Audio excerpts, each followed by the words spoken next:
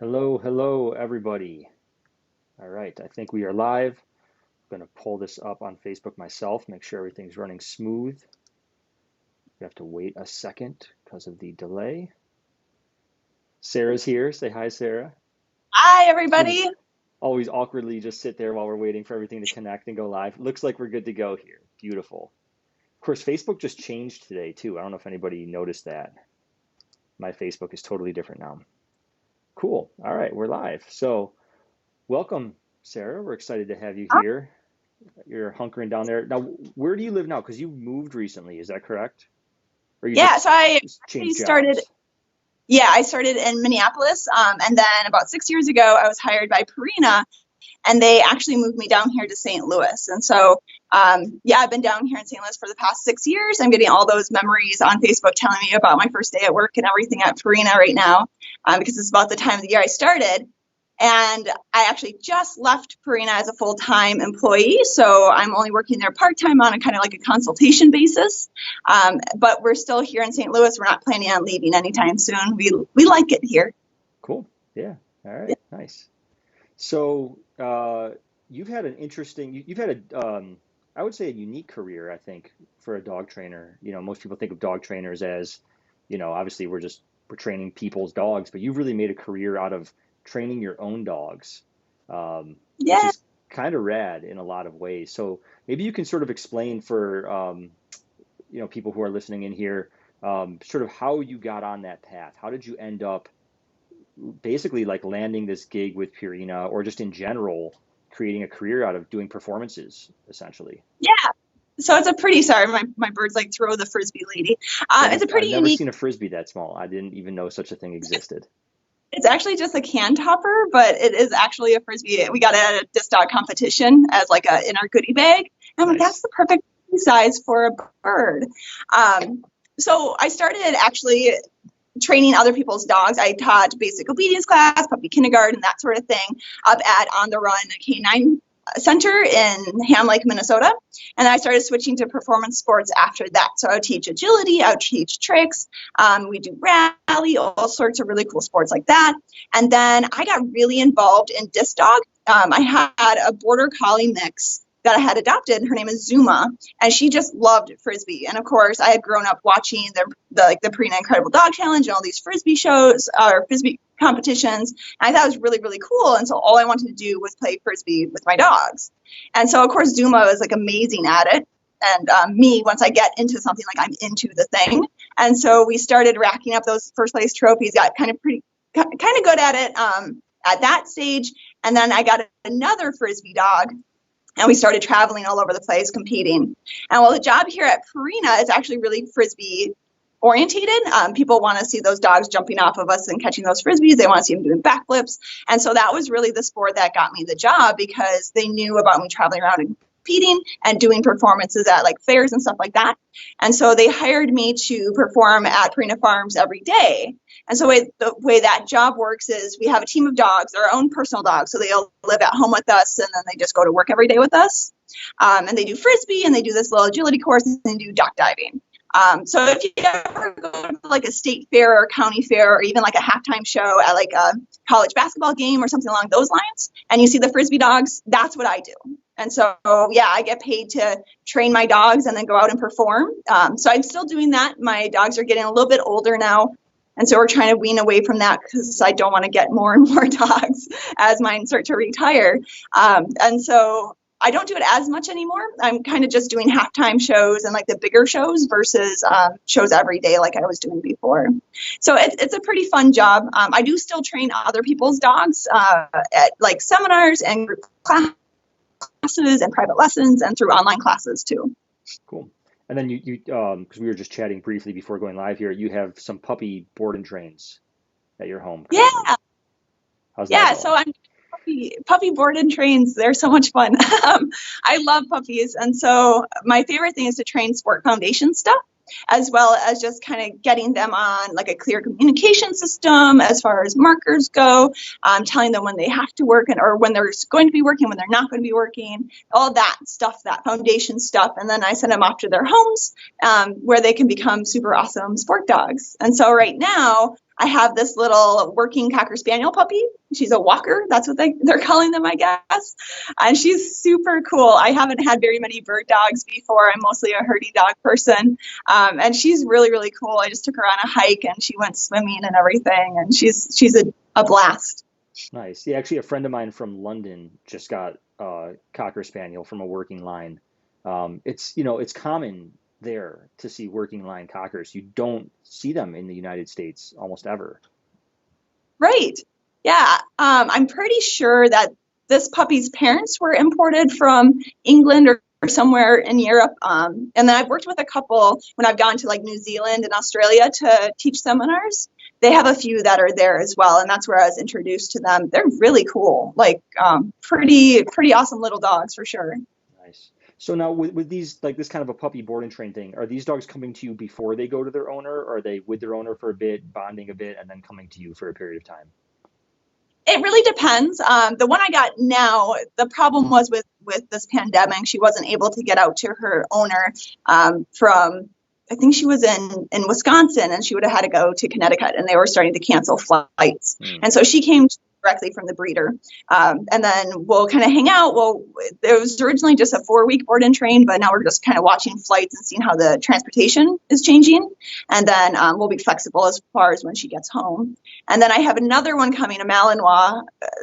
She won't be here. She's already with her owner, but she's going to come to me for a little bit of Bite Work Foundation stuff and then go back to her owner after that. So it really depends on the owner and the puppy and kind of what they're looking for sure. Yeah, so your set of goals then for those kinds of things is going to vary based on what discipline like the puppy might potentially be doing. Kind of, but not necessarily. So like all of my dogs, their sport foundation is very similar regardless of what they're going to end up doing. So I tend to train in concepts versus solid behaviors. So I teach my dogs, my puppies, the concepts they'll need to learn those finished behaviors later on. And so stuff like how to offer a behavior with an object. So then we can later build on that and start teaching them to pivot on a bowl, which is the foundation for healing later on. So instead of just jumping straight to healing, I teach all of these little itty bitty pieces first. And then all those little itty bitty pieces make learning healing so much easier.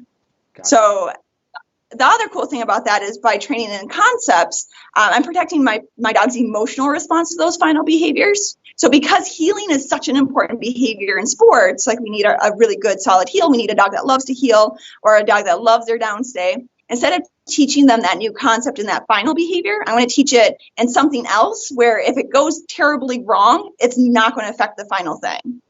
Gotcha. And so I'd rather get all weird hiccups out of the way at the very beginning. Yeah, actually, one of my early mentors, well, you probably know who Bart Bellin is. Yeah. And I used to train with him a bit years ago, and he used to talk about how he would teach his dogs to heel on both the right and the left. And whenever he had to make an adjustment or do something different, he would do it on the right side first, and he called the left his chocolate side. Like he wanted to keep that side pretty smooth and sweet. So yeah, same kind of, I mean, different, right? Like he's just talking about doing things in two different ways, as opposed to, which he also obviously would agree on, breaking things down into pieces and teaching those concepts. It's a common theme in the sport world, I think. But you've got some you've got some unique, I think, like stylistic ways that you go about things. You have something you call loopy, is that right? Yeah, loopy training. Yeah, it's a in loops. So it's a newish idea, but we're finding that people have been kind of doing it already. We're just kind of adding this new term on of training in loops. And so all we do is to maximize the efficiency of the session. We do a lot of reset rewards. So if I'm training something like a down, for instance, my dog's going to do their down. However we do that, we can either lure it or we can shape it, wait from the operate, whatever we're doing to teach that down. I'm going to reward in the down, and then I toss a reset reward out. So they have to chase it, and they're going to come back and re-offer that down. Yeah. And so that loop, that training loop, gives me a couple of things. It lets my dog practice the behavior, a lot of repetitions in getting into that down. So I get the efficiency that way. And it lets me check in with my dog how they're feeling about the training session, because we all know, okay, if I toss a treat, my dog's going to like hit that treat super hard, or some dogs will go eat the treat and then sniff around for others before they return. So they all have like this normal way of chasing a treat that's thrown. And so if they start deviating from that normal routine, so now my dog that normally hits the treat, now they're starting to sniff around, or my sniffy dog sniffing extra, that's telling me that they're not really enjoying the training session anymore. And so now I should probably cut down my repetitions. Maybe I should change something. Maybe my criteria was too hard. Maybe I should just end the session and that sort of thing. So it really lets me check in to my dog and see how they're feeling before a mistake is made in the session itself. And that's why I really like. Yeah, no, that's cool. I've often done a similar concept, for instance, just teaching something as simple as like place or go to your dog bed for a pet dog, where in the beginning stages, we get them there and instead of marking and rewarding on the place, just break, throw the treat, get them off of it so that they can come back. Right. I've never heard of or thought of it used as sort of a diagnostic tool as well, though, in that way, which is kind of cool. And for people that don't know, your preferred training is pretty much reward based. You don't do anything really with physical aversives. You don't do prong collars and e-collars and any of that stuff, right? That's a choice that you've made. Right. But I think it's interesting for a lot of people to hear, because so many people think that a reward trainer thinks that their training is because they're only training with rewards, it is therefore going to be free of stress, right? And so there's sort of this acknowledgement that even within that system, it's less about being a reward trainer and kind of more about being a trainer who's just being observant and mindful of how their dog is feeling throughout the session, right? Right. And so because I only use positive reinforcement, I have to pay so much attention to how my dog's feeling, because if they start practicing not doing something because I push them too far, something like that, that means they're going to be really good at not doing the thing I want them to do. And so those feelings are so important to my type of training, because the second they start going, nope, I don't want to do that, I don't have a lot of options there. And so that's why it's so important for me to see, okay, how are you coming back? Are you enjoying this session? Because if my dog loves doing that behavior, it's not going to be a problem later on. I'm not going to ever have to force them to make that choice of doing the behavior, because it's one of those things where I paid attention to that emotion from the ground up, and they absolutely love doing those things, like recalls, for example. You have a high rate of reinforcement. I always make sure that my dog is happy doing it, and they're going to always recall because it's a great thing for them to do. That's a very simplified form of it. But whenever we learn anything new, even as human beings, if you learn a new language, just because you might be enjoying the process doesn't mean it's not stressful. And so that's definitely something to acknowledge. And that's part of coming back to the conceptual training, why I train in concepts, because every time they do learn something, it's stress, it's negative emotions creeping in. And my job is to minimize that as much as possible, for sure. We've got some people, actually my staff, who are requesting that we get an office bird now. And they're wondering what kind of bird that is. Yeah, she's an African pied crow, and I highly recommend not getting one. It's basically like a flying dog. So gotcha. She is just like a dog. So she's an omnivore. She eats meat. She's a scavenger, which means if you're eating around her, she's going to swoop down, grab food, and fly off. So she's very high energy. She's very smart. I do multiple training sessions a day with her. She has an outdoor aviary, and like half of a room is hers. So she needs a giant cage. A lot of work. Yeah. I've always wanted a bird, but I know myself, and I know that I would suck at keeping up with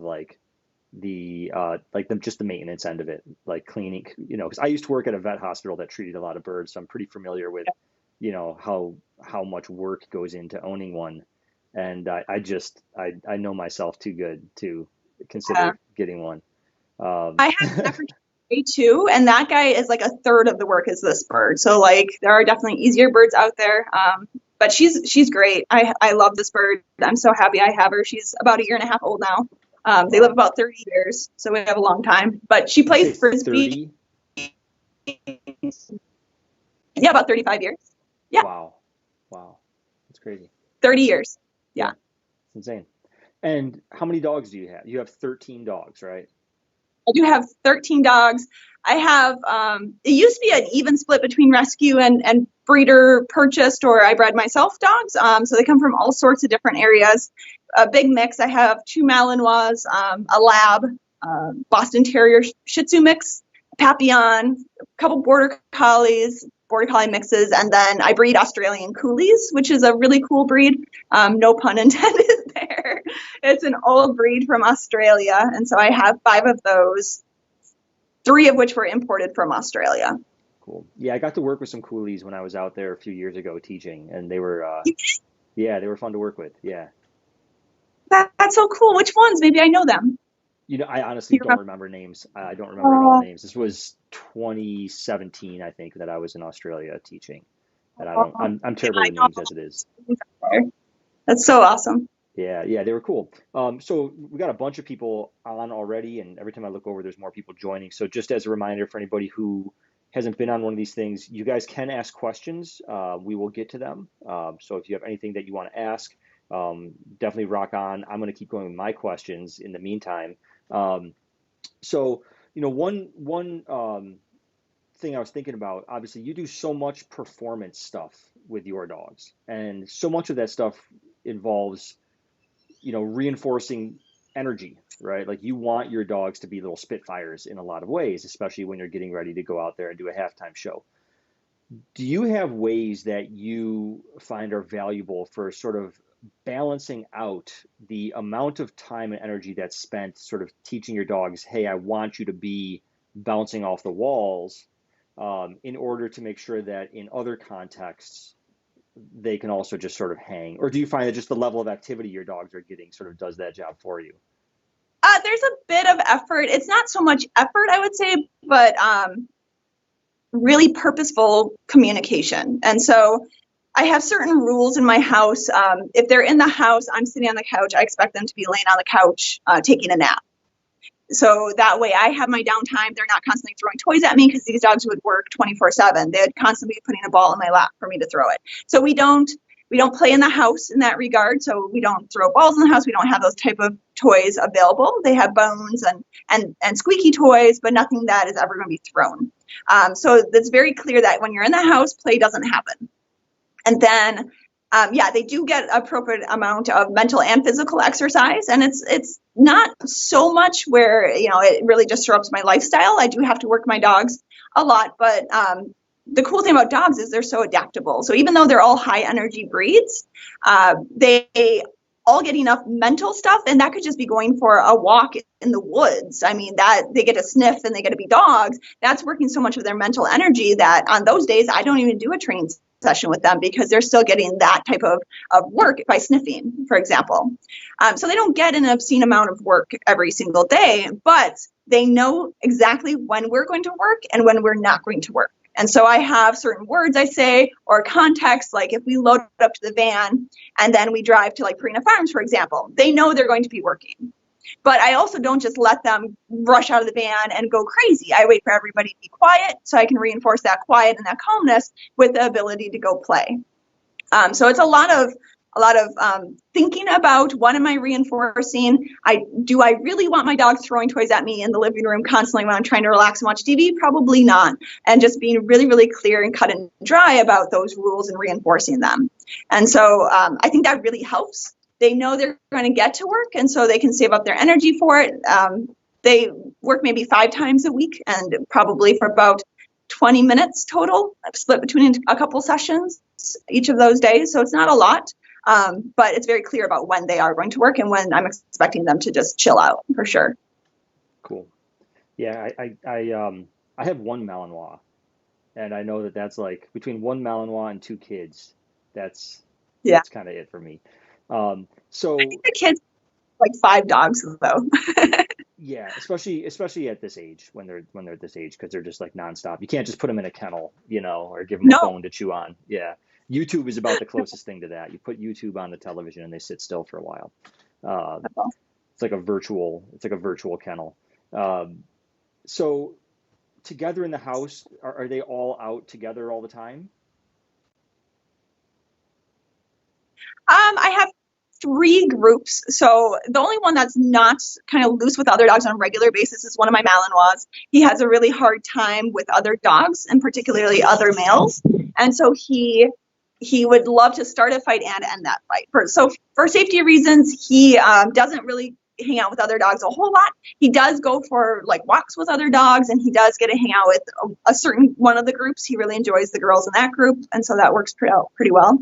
But most of my dogs are loose in my house at the same time. They just might be baby gated off from each other. So my other Malinois doesn't really like females, and so she has her own little group of nothing but boys that she hangs out with. The two little boys, actually, the Papillon and the Boston Terrier mix. So they're kind of an odd group. But other than that, my biggest group has 9 dogs in it, and they're all fantastic together.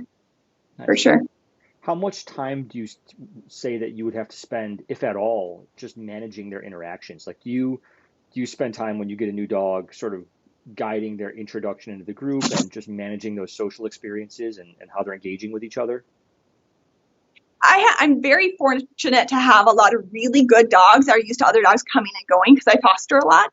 And so I know which dogs are just going to ignore that new dog. And so what I typically do when I get a new dog, whether I'm fostering that dog, they're board and train, or maybe it's the dog I'm adding to my house, they come in straight away to that group. And there's maybe 4 or 5 different dogs. And so just by having that many dogs they're introduced to at once, it kind of takes that pressure away. They don't have that one-on-one greeting anymore. Now it's like, oh, there's dogs all over the place. Why are you landing on my head? Oh, crazy. She's like, Mom's not paying attention to me. I might as well land on her head. So I just kind of throw them into that group, because I know even if they try to start something, those 5 dogs, they're not going to care. They're just going to kind of diffuse the situation and walk away. So from there, now they're in that group. Then I start to add one of the maybe a little more troublesome dogs at a time, so that I can manage those interactions for sure. Now, because I do have high energy herding breeds that tend to like to herd other dogs, or maybe when everybody gets to go outside, they all spin up and go crazy. Those ones do get managed quite a bit. And so with those dogs, I work really hard on like collar grab. So I call their name, they put their collar in my hand, I grab that for reinforcement, so that if they do get crazy and want to start picking on somebody or hurt somebody, I can just recall them back to me, reward them, and then send them back out. So I do have that little bit of management that I do have to work on for sure. Do you find that being a primarily reward-based trainer, that you're often dealing with problem behaviors through redirection in that way? Is that like sort of like one of your key strategies? Something's going on you don't like, just to direct them off to something else, basically? Yeah. So I'm not a big behavior modification expert at all. I prefer training fun things. Sure. And I give all the respect in the world. Like you guys that you do mostly BMod stuff, you guys are my heroes, because if you didn't do it, then I would probably have to do it. And that's not my favorite thing. So yeah, I do a lot of management and teaching alternative behaviors. And so if I see, like, for instance, my young dog Wild, what do you have in your mouth? My young dog Wild, she really, really likes to herd other dogs. And so she doesn't hesitate to bite those dogs. And so for her, I saw it right away as a puppy. And so she started learning things like ignoring dogs, calling off a dog. She never got to practice chasing other dogs, because I knew that was going to be a big problem that we were going to have to avoid. And now she's 1.5 years, and she can definitely be trusted around other dogs. And I don't have to do nearly as much management at this point, for sure. That's great. That almost reminds me a little bit of something Brian Agnew said when we were speaking last week. When he's dealing with dogs with predatory behavior issues, that he spends a lot of time just working on the recall. And when he takes his dogs out, because he lives out in sort of the middle of nowhere and there's a lot of rabbits on his land, and every time the dogs even think about chasing the rabbit, he's just recalling them away from it. And over time, they just kind of go, hey, this never works. It's never something that pans out for us. So like, what's the point? We end up just having to go all the way back there, check in with that guy. So let's just move on with our day. Yeah. And that history of reinforcement is so valuable too, because then when you do need an emergency, you've already practiced it 5,000 times. They already have that solid, oh, this is awesome, I get a reinforcement for it, or this is great, I like recalls. And so they're likely to do it again in the future for sure. Yeah. I'm going to bring in a question from Facebook here. So somebody's asking here, what would you recommend for somebody who just wants to get started with something, some kind of simple agility stuff? Especially like right now, like people are stuck in their homes. So how would they get going with just teaching their dogs some concepts maybe? So I am super excited because I am working on those classes for you guys, the intro to sports. And I do have an intro to agility one that I'm currently working on. I'm gathering videos as quickly as I can to put them together. And it's all stuff that you guys can be doing in your backyard with stuff you already have around the house. So that way, when all of this is over and you start going to classes, you're already prepared with some of these foundation behaviors, and you can start putting it onto agility equipment right away. And that's the idea.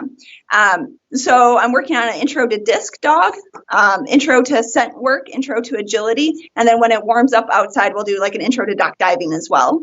Cool. And so we'll get those sports covered for sure. But in the meantime, while you patiently wait for me to get those courses done, some big things you can be working on is just getting them used to being on weird things. So as long as it's safe, nice and low, get them on like a piece of plywood or even a piece of plywood with like a balled up towel under it and where it wobbles around. Get them used to being on there. Give them lots of treats for being on there, because that would be like the teeter-totter or like the dog walk, for example. You can also take something like a cone, a flower pot, a chair, something that is just there, and teach your dog how to walk a circle around it. So then I can send my dog to wrap around that object, and that's actually teaching them how to do a jump and turn at the same time. And so that's a foundation behavior right there. And if you have multiple objects, so if you have like 2 or 3, you can send them from one to the next to the next. And now you're basically teaching them the handling skills they'll need for jumping. So for like the jumpers courses, sending them from one jump to another jump. So that's where I would start, is just get them on a whole bunch of weird things, weird objects, and get them thinking that those things are really, really cool, and then teach them to wrap around different objects. And all you have to do is lure them. Penguin, you're scaring me now. Lure them around that, and then start to fade that lure out pretty fast. And those 2 things are going to give you a huge head start in agility for sure. Nice. That's awesome. Yeah. Let's see here. What else we got here? Oh, people are saying Penguin's cracking them up. Oh my God. Good, because she's not cracking me up. Oh, that's Danielle. Yeah, Danielle's on the call here. You know Danielle Stuber. Oh, I love Danielle. Hi. Yeah, she's on here. She said Ember is looking forward to the intro to disc. Yeah. Oh, that'd be great. People are saying, when will we get to watch? We're very excited. See scent detection techniques.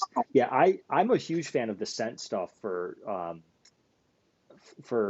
like a lot of just like average dog owners. We recommend it a lot. I tell people just go on YouTube and just learn some basics at least, because it's so simple and easy to at least just have fun with. I'm not by any stretch, I know nothing about it, honestly. One of my trainers, Barb, teaches our scent classes, and I just sort of defer to her whenever questions like that come in. But I know that would be a great thing that I think people would really look forward to having on there.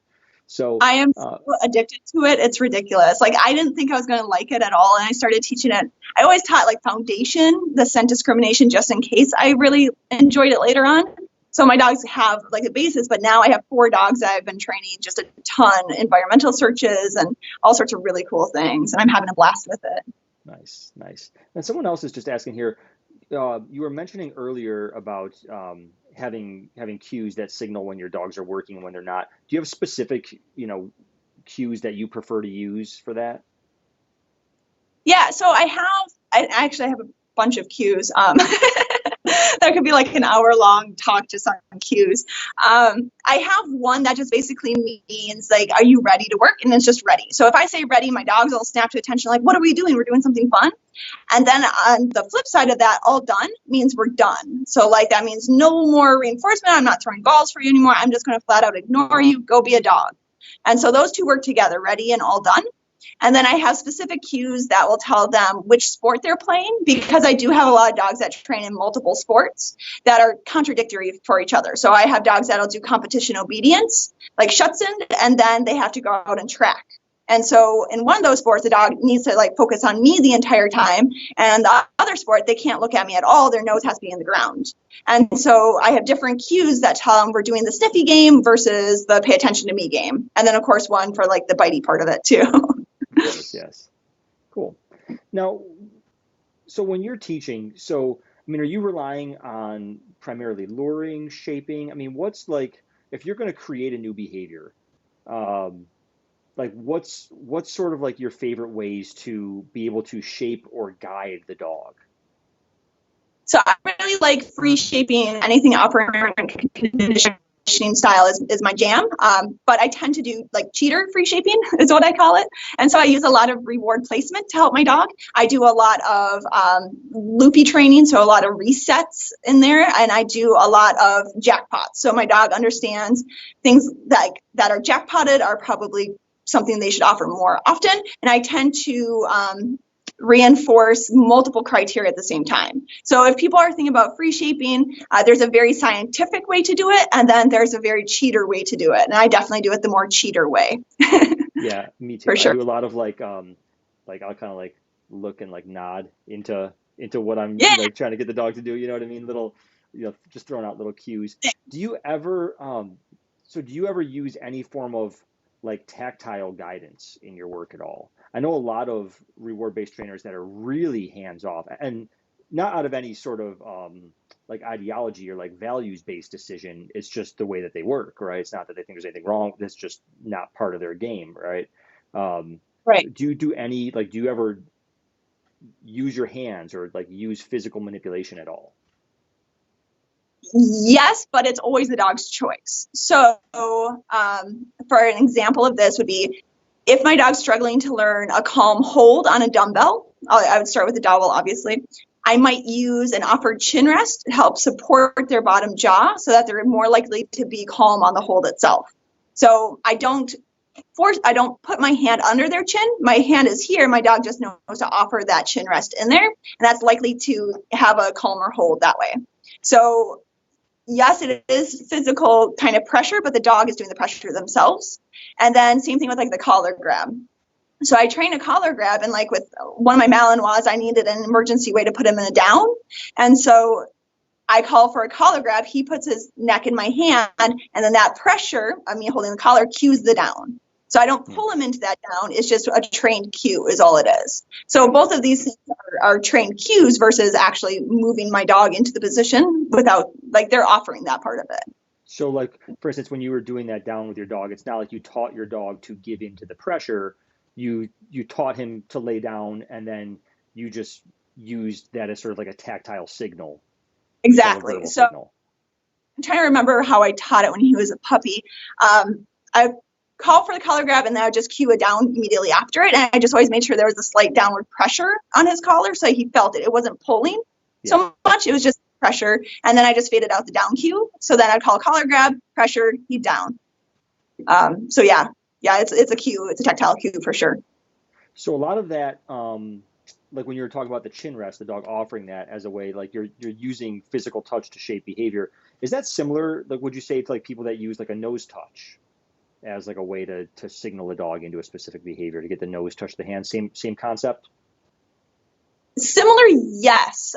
So like if I was using a nose touch or a target stick to lure my dog into a position like a sit or a spin, to me that's a lure. Versus the chin rest, it's more or less layering the two behaviors. So I want you to take this in your mouth, but then I want you to put your head in my hand. And so those two behaviors work together. So I think there might be a luring concept to it, but it's more or less, maybe it is luring. That's a really interesting question.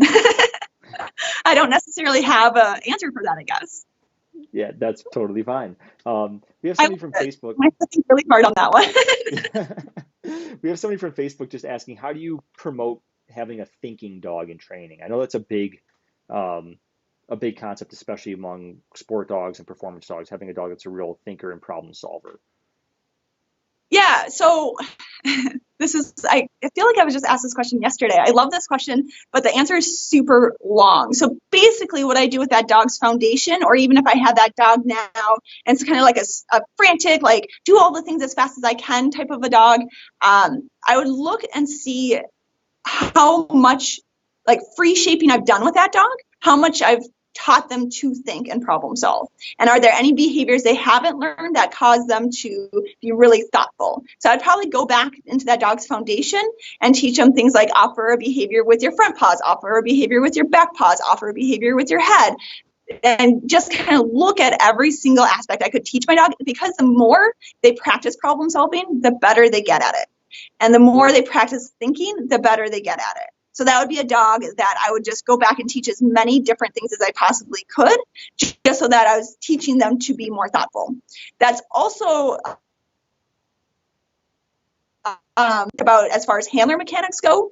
One of the problems I see a lot, especially in the sport world, is there'll be kind of like a fast dog and the handler feels rushed. So they act fast. So they reward fast, they cue fast, they move fast, and they kind of like start to spiral out of control. Now the dog's moving fast, now the handler's moving faster, and they're kind of going back and forth really, really frantically. And so what I always tell that handler to do is to pretend they're moving in slow motion. Because if they slow everything down, including how they deliver that cookie and how they cue and everything is just slowed down, it's going to help bring that dog down. And so instead of just feeding off of each other and getting frantically faster and faster and faster, now at least one of them is slowing down, and that'll cause the other dog to be slower and a little bit more thoughtful that way. That makes sense. Do you find, so well, actually first, we should probably, because there are some people on here that don't have as much of a background in sport work or even in just reward-based training. So just really quickly, we should probably make sure everybody knows what we mean when we talk about free shaping. I guess sort of a simple definition would be free shaping is a way to create a new behavior by not giving any real guidance to the dog beyond reinforcing things that are closer and closer and closer to what you want at the end, right? Do you have maybe a more articulate definition, or does that suffice for now? It's basically sitting there and waiting for your dog to do something that kind of looks like the behavior and then reinforcing. And so if I was teaching my dog to spin, for example, that spin around in a circle, I would wait for my dog to look in the direction, mark, reward that. Then they're going to look and then maybe turn their head and mark and reward that. Now they're going to look and turn and maybe take a step and I mark and reward that. More and more and more until they're doing the full complete circle. And so it doesn't ever go that smoothly. It's really kind of like a complex way of training. But the cool thing is, and the benefits of it is that your dog is learning that behavior themselves rather than you showing that dog that behavior, which means they're going to understand it for a lot longer period of time. And it's going to be so much easier for them to do that behavior in the end. Because you're not going to have to be standing in a particular spot, luring that dog into that spin or something along those lines. It just kind of gives a more independent behavior in the long run. I don't think that was any less complicated. No, it's good though, because there are some definite distinct advantages to free shaping. And in fact, I think just doing a lot of free shaping in general creates a thinking dog.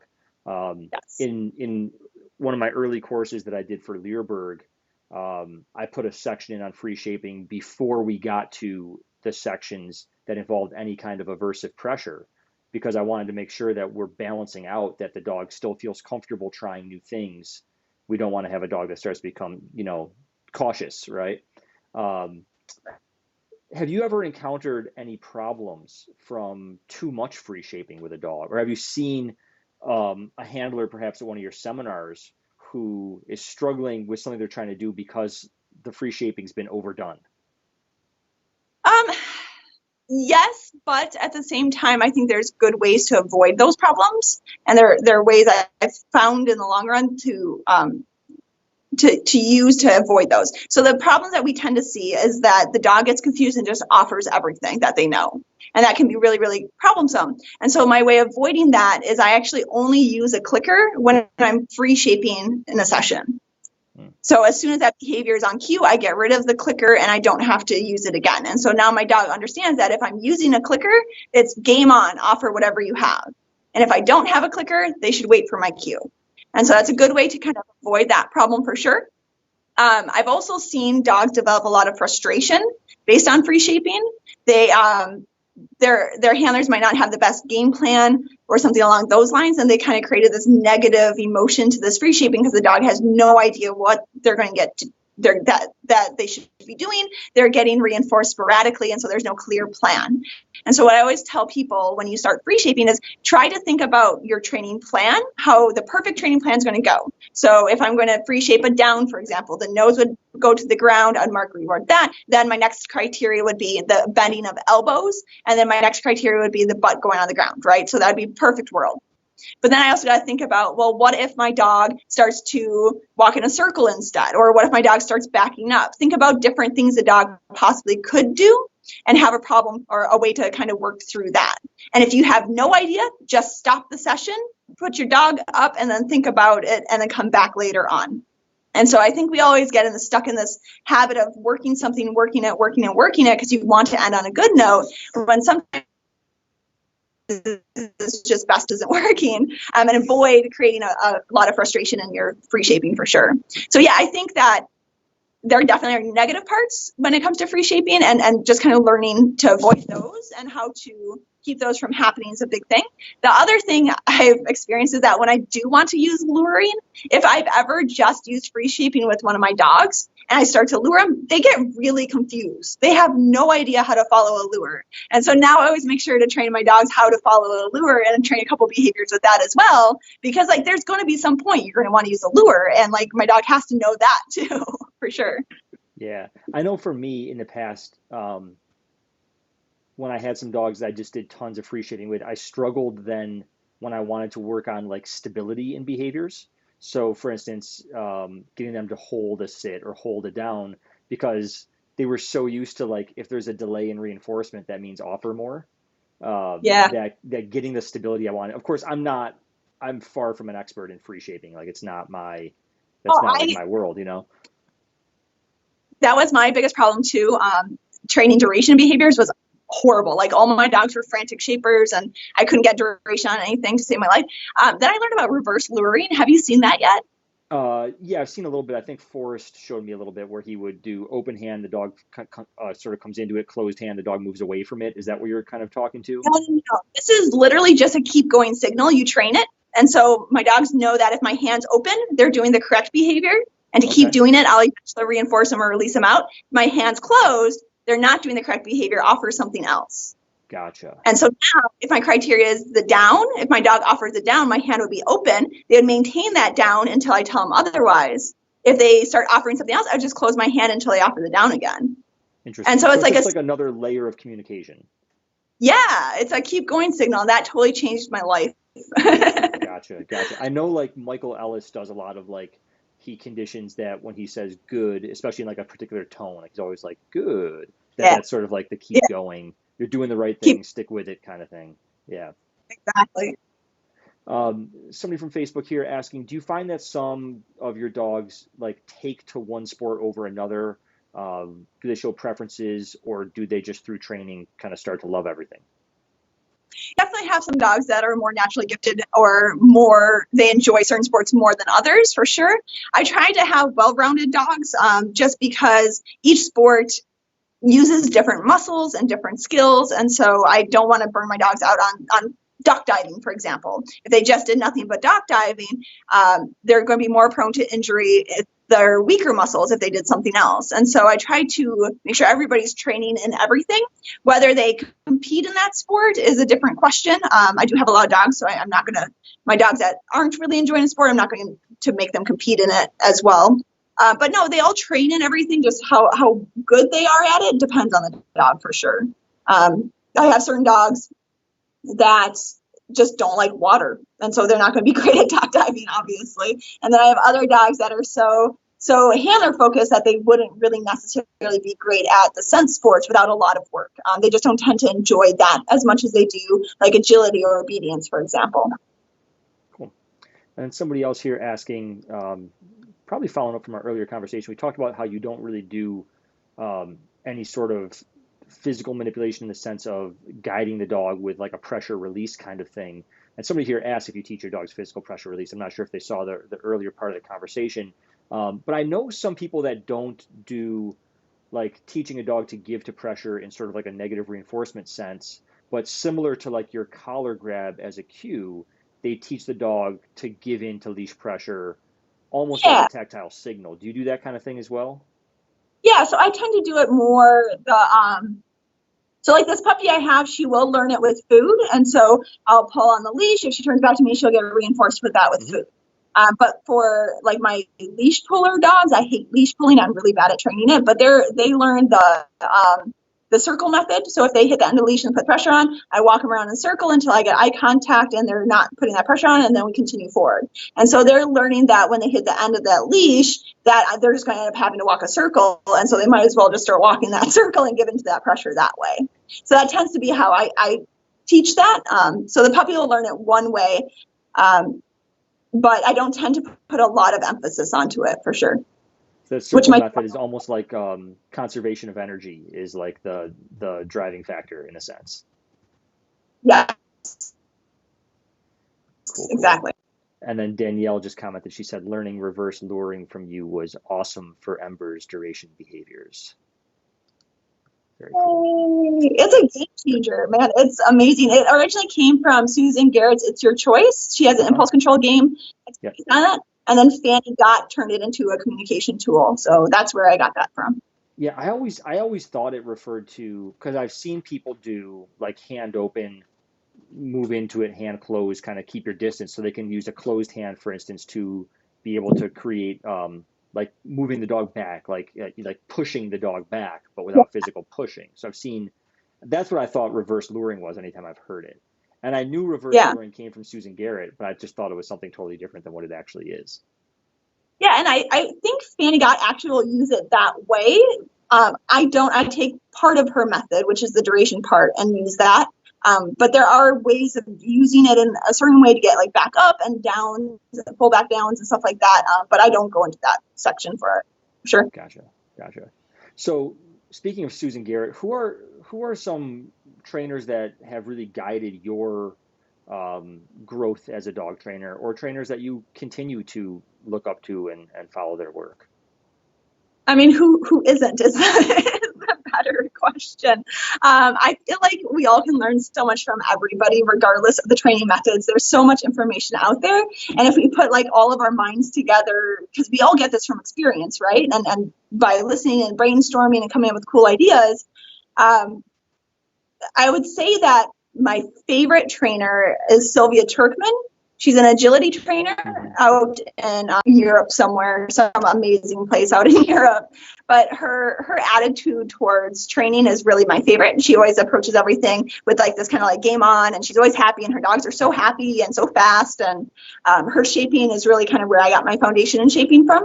So she's definitely the one that I strive to be like for sure.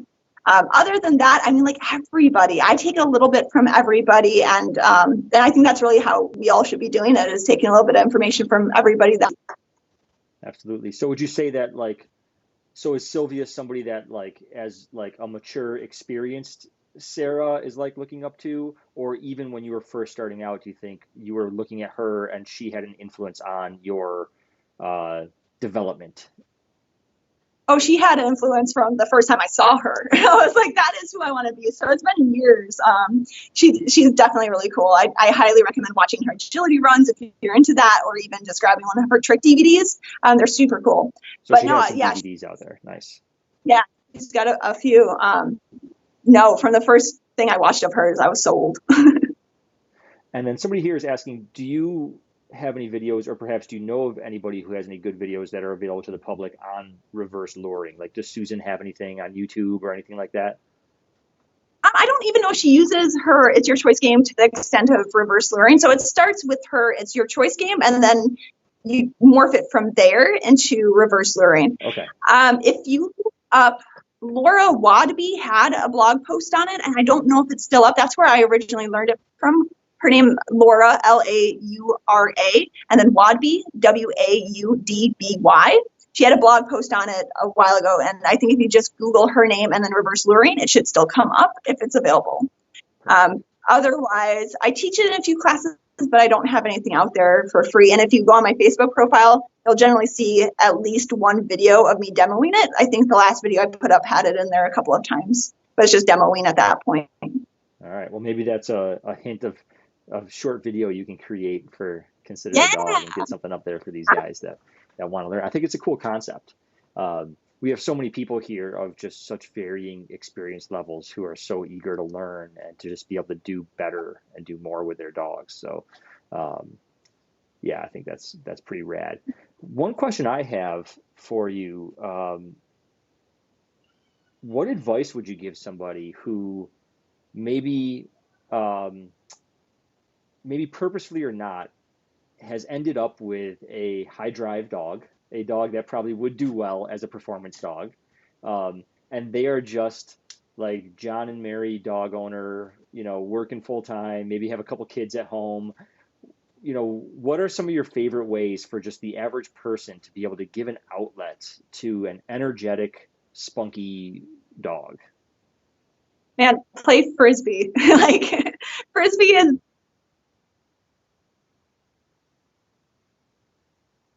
Oh, the did we? sport that gets your dog out faster than any other sport out there. And the cool thing about disc, you can do it in your backyard. There's video competitions. If you're like, wow, my dog's really good at this, I want to start competing. There's video competitions that you can do.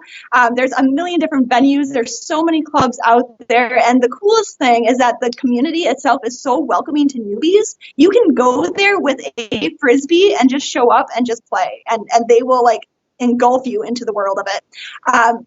Or like you just play in your backyard or at the local park or anywhere like that. So that's definitely the one that I say get into if there's a sport or some outlet you're trying to do a little bit more with your crazy dog. Other than that, if you don't have time to do anything new, just mentally wear your dog out. So instead of giving them their dinner in their bowl, go scatter their dinner in the backyard and let them sniff for each piece of kibble, or put it in a Kong wobbler or something along those lines so that they're not just eating out of a bowl, but take that opportunity to give them something to do.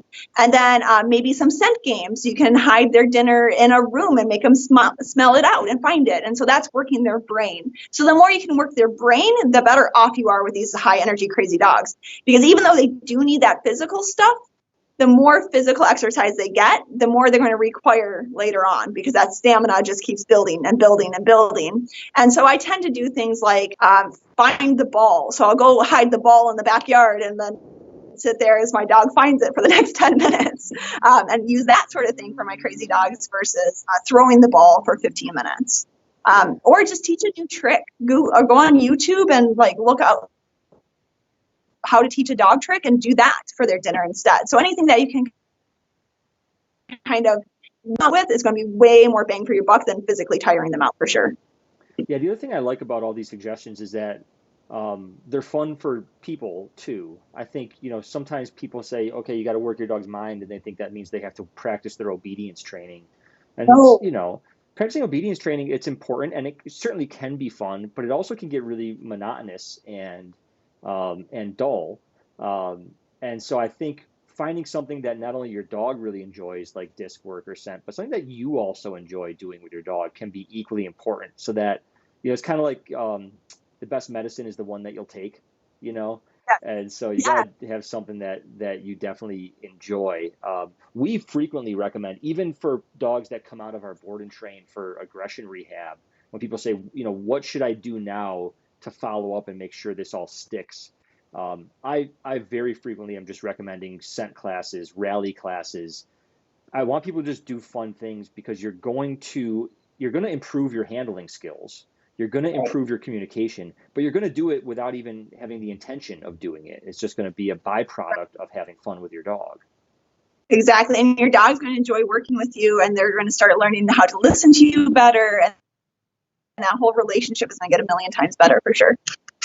Yeah, I think a lot of people underestimate the power of just creating better communication, both, Yes.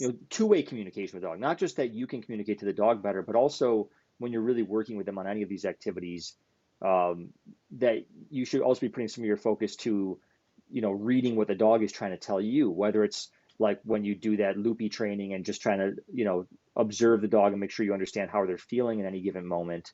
Um, but anytime that we're listening to them and they're listening to us and we're creating that communication, how much easier that almost anything else we're going to do down the line becomes, whether it's teaching a crazy new behavior or just teaching our dog to not turn into a four-legged hurricane when they see another dog on a walk. So much of that just Exactly. starts with having that solid relationship, that give and take communication. I think that gets overlooked so much. We focus so much on sit down, stay, and we forget to just like, hey, how am I going to ask you for something? How are you going to ask me for something? And how are we going to work together through this? So, yeah, it looks like somebody found a video clip on YouTube or Facebook about reverse luring. So that's cool. Perfect. We got that up there. All right. And then before we wrap up here, you've got a lot going on. So I know you do courses for Fenzi dog sports, right? You still doing those courses? right? So people, if they're looking to see some of your work, they can check you out on Fenzi. Do you have online stuff Yes. available anywhere else beyond that?